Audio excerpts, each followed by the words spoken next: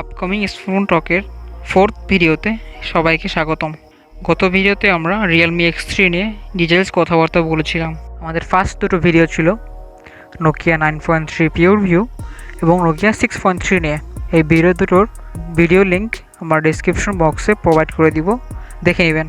আজকের ভিডিওতে আমরা কথা বলবো ওয়ানপ্লাসের রিসেন্টলি লিক হওয়া একটি স্মার্টফোন নিয়ে, যেটি হচ্ছে OnePlus Z বা OnePlus Nord নামে শোনা যাচ্ছে। গতকালকে এর একটা লেটেস্ট নিউজ আসছে অ্যান্ড্রয়েড সেন্ট্রালে। আজকে হচ্ছে এই নিউজ এবং এর স্পেসিফিকেশনস নিয়ে কথা বলবো আমরা। OnePlus স্পেসিফিক্যালি এশিয়ান রিজনে একটা popular brand because of its flagship killer feature. OnePlus-এর সাথে ফ্ল্যাগশিপ কিলার ট্যাগটি বেশ ভালো মানায়, কারণ OnePlus বেশ কবছর ধরে ফ্ল্যাগশিপ টাইপ ফিচার দিয়ে আসছিল কম বাজেটে। গত বছর থেকে তাদের ফ্ল্যাগশিপ কিলার ফিচার থেকে নিজেরাই ফ্ল্যাগশিপ টাইপ ব্র্যান্ড হয়ে যাচ্ছে, অ্যান্ড দ্যাটস টোটালি ফাইন।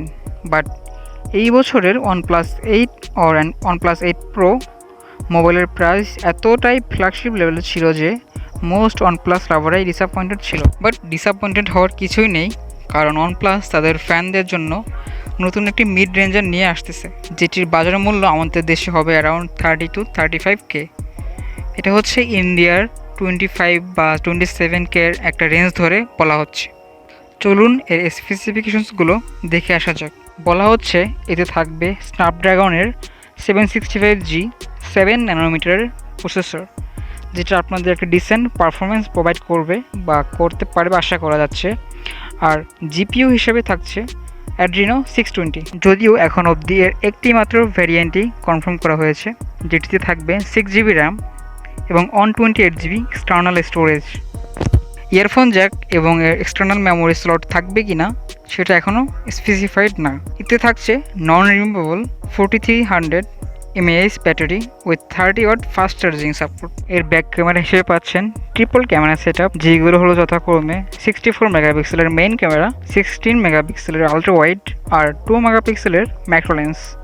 এতে ভিডিও সাপোর্ট হিসেবে থাকছে 4K with HDR video technology. Front camera হিসেবে পাচ্ছেন ডুয়াল সেট আপ, যেখানে একটিতে থাকবে 32 মেগাপিক্সেলের ওয়াইড আর 8 মেগাপিক্সেলের ultra wide sensor. So camera হিসাবে আমরা ভালো একটা পারফরমেন্স পাবো আশা করা যাচ্ছে। টোটাল ফোনটিতে ক্যামেরা থাকছে তাহলে 5টি। সবশেষে কথা বলা যাক এর ডিসপ্লে নিয়ে। এর ডিসপ্লে হিসেবে থাকছে 6.55 ইঞ্চের সুপার অ্যামোলেড ডিসপ্লে, যেটা আমাদের জন্য বেশ ভালো নিউজ, কারণ আমরা অলওয়েজ সুপার অ্যামোলেড বা অ্যামোলেড প্রিফার করে থাকি ইন টার্মস অফ ডিসপ্লে।